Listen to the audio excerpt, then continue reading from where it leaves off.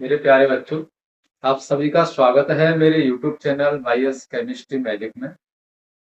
Super 50 की series में आज अपन एक और नया क्वेश्चन करने वाले हैं। ननट्स समीकरण। ननट्स समीकरण बहुत महत्वपूर्ण क्वेश्चन है, तो आज अपन इसको कंप्लीट करते हैं। क्वेश्चन है हमारा ननट्स समीकरण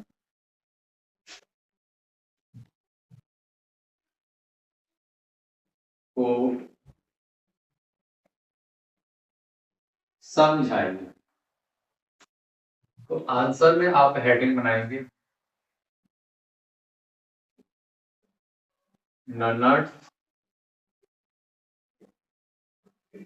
समीकरण। ननट्स बेटा एक वैज्ञानिक का नाम था।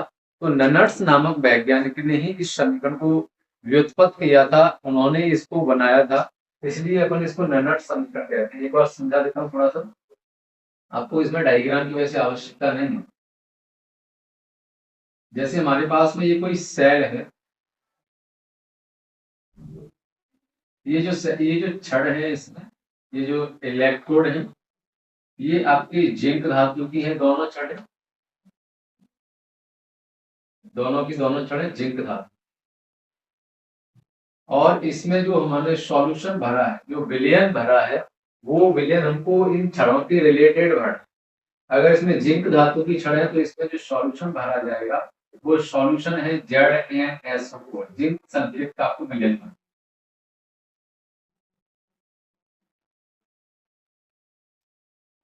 इनमें से जो एक छड़ है वो हमारी एनोड की तरह काम कर रही है, और ये जो दूसरी छड़ है वो बेटा कैथोड की तरह काम कर रही है।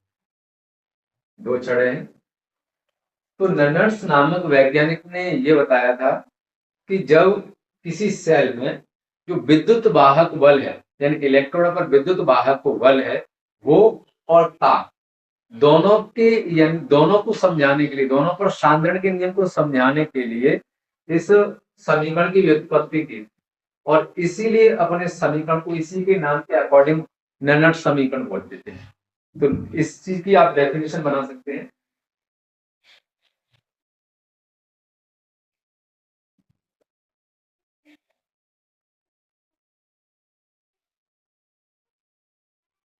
ननट्स नामक वैज्ञानिक ने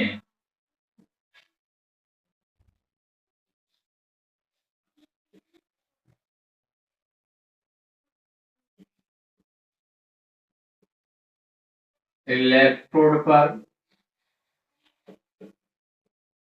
विद्युत वाहक बल और ताप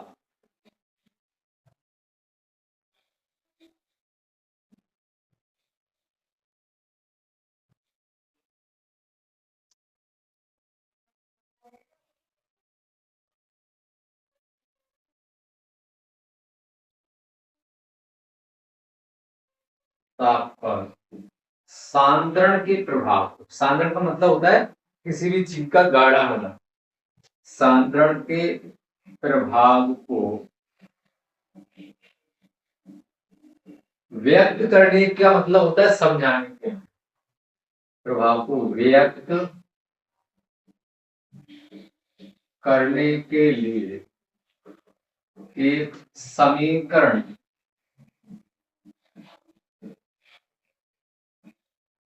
की व्युत्पत्ति की,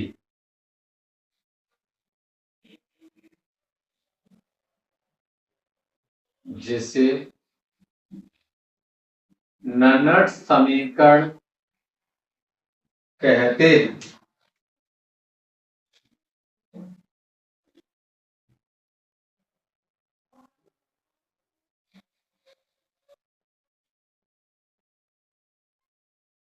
तो ननट्स नामक वैज्ञानिक ने बेटा दो चीजों को समझाने के लिए, हालांकि इनमें से मेन चीज तो एक ही है, वो है हमारा विद्युत वाहक बल। तो ननट्स नामक वैज्ञानिक ने, यानी कि इलेक्ट्रोडों पर विद्युत वाहक बल और ताप पर सांद्रण के प्रभाव को समझाने के लिए जो समीकरण दिया था, उस समीकरण को ही हम बोलते हैं ननट्स समीकरण। बात समझ आ रही? अब हमें अर्ध सेल की अगर बात की जाए तो अर्ध सेल में यानी इलेक्ट्रोड की संख्या कितनी है? 1 है। तो यहाँ पर लिखेंगे माना किसी अर्ध सेल में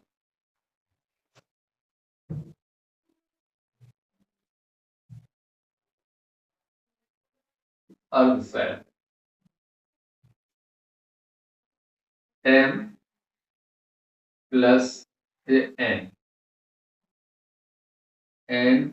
इलेक्ट्रोड n।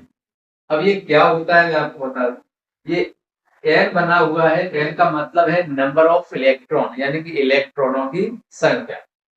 n का मतलब है इलेक्ट्रोड और n के ऊपर एक प्लस n लगा हुआ है, इसको हम बोलते हैं इलेक्ट्रोड विभव।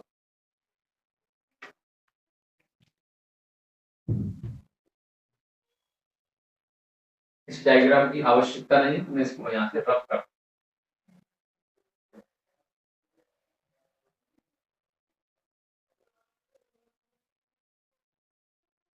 अब जो ननर्स नामक वैज्ञानिक ने जो समीकरण दिया था आपको वन वर्ड्स में या फिर डायरेक्ट आपको एक नंबर की ऑब्जेक्टिव में एक फॉर्मूला डायरेक्ट पूछ लेता है ननर्स समीकरण कौन सा होता है। एक शब्द में अगर पूछेगा तो आपको डायरेक्ट जो मैं फॉर्मूला अभी नोट कराने वाला हूँ वो फॉर्मूला आपको लिखना है। देखिए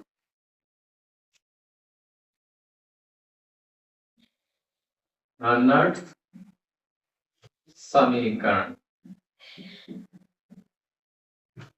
ननर्स समीकरण कौन सा दिया था ननर्स नामक साइंटिस्ट ने? वो ये वाला दिया था E equal to E not minus R T upon N F into log E M upon M plus N. ये बेटा ननर्स नामक साइंटिस्ट ने ये वाला समीकरण हमको दिया था। इसमें हम हर एक के नाम जानेंगे। इसको हम दे देते हैं समीकरण नंबर 1। हम इसको समीकरण नंबर 1 दे रहे हैं।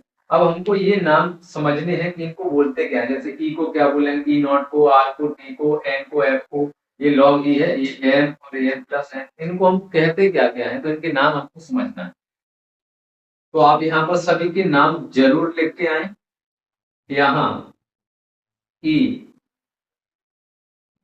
ई हमारा क्या है? ई है हमारा इलेक्ट्रोड, इलेक्ट्रोड विभव। इलेक्ट्रोड विभव ही तो हमको निकालना है। इलेक्ट्रोड विभव या फिर विद्युत वाहक बल, यहाँ पर इसका मतलब होता है इलेक्ट्रोड विभव, इलेक्ट्रोड विभव या इलेक्ट्रोड विद्युत वाहक बल। ये तो ये हमको निकालना। अब यहाँ पर ई नॉट, इसको हम बोलते हैं मानक इलेक्ट्रोड विभव, मानक इलेक्ट्रोड विभव। आर का मीन से बेटा गैस स्थिरांक, गैस स्थिरांक। और ये गैस स्थिरांक होता कितना है ये हमको पता होना चाहिए, लिख के आना 8.314। ये इसकी वैल्यू है गैस स्थिरांक की।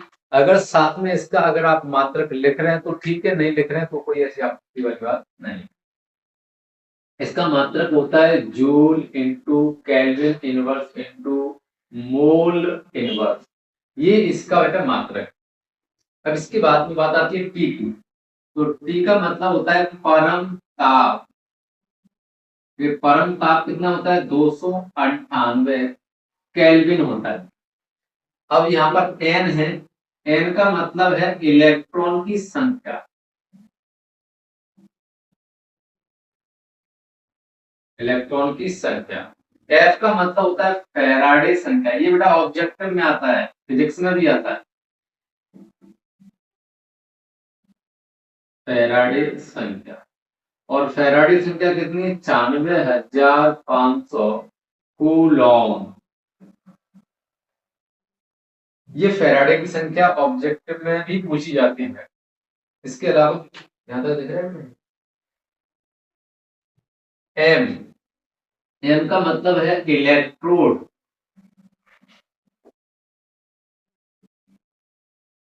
इलेक्ट्रोड, और एम के ऊपर प्लस का एन, इसको हम बोलेंगे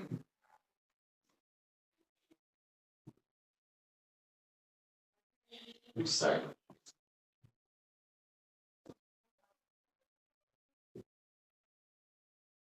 हट जाएगा तो एम प्लस एन, इसको हम बोलेंगे यानी कि विद्युत अपघट्य में धातु की सांद्रता।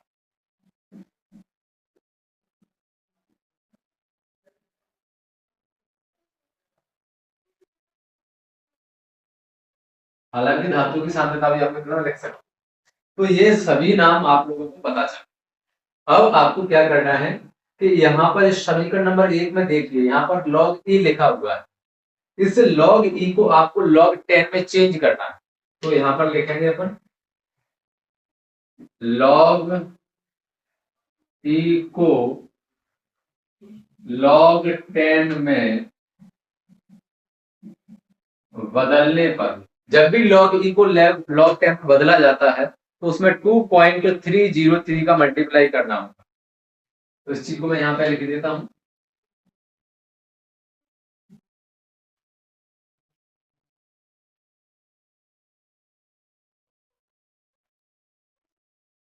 यहाँ पे लिख रहा हूँ इसी चीज को, लॉग ई है लॉग 10 में कब मल्टीप्लाई, यानी लॉग ई है लॉग 10 में कब चेंज होगा, जब इस लॉग 10 को अगर लॉग ई को लॉग 10 में बदलना है तो मल्टीप्लाई करना पड़ेगा 2.303, कितने का 2.303, कितने का मल्टीप्लाई होगा, तब ये जो लॉग ई है वो लॉग 10 में चेंज होगा। ये फिक्स वैल्यू है। अगर आप ऐसा कर देते हैं तो देखो इस समीकरण में यहाँ पर लॉग ई की जगह पर लॉग 10 हो जाएगा और इसमें मल्टीप्लाई हो जाएगा 2.303 का। तो मैं यहाँ का बेटा लिख रहा हूँ, देखो E equal to E not minus, और नंबर्स को हमेशा पहले लिखा जाता है, तो मल्टीप्लाई करके यहाँ पर इस वैल्यू को पहले लिखा है, नंबर्स को पहले लिखा है। तो यहाँ पर मल्टीप्लाई कितने का किया था 2.303 का, कितने का 2.303, कितने का मल्टीप्लाई हो गया, ये मल्टीप्लाई हो गया। अब यहाँ पर जो वैल्यू लिखी है सेम वैसे आर टी अपॉन एन है, तो यहाँ पर लिखेंगे R T upon N F, इधर लॉग ई, यहाँ पर लॉग ई था, ये किसमें चेंज हो गया लॉग 10, जो लिखा हुआ सेम वैसा वैसे लिखा एन एम अपॉन एम की पावर प्लस का एन, इतना हमने कर दिया। इसको आप दे दीजिए समीकरण नंबर 2, इसको हम दे देंगे समीकरण नंबर 2।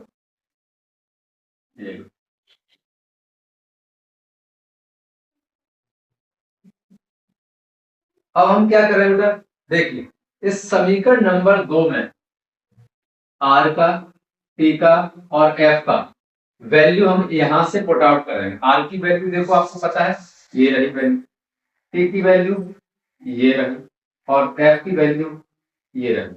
ये वैल्यू आपको इस आर की जगह पर टी की वैल्यू यहाँ पर और एफ की वैल्यू यहाँ पर हमको रख देना है।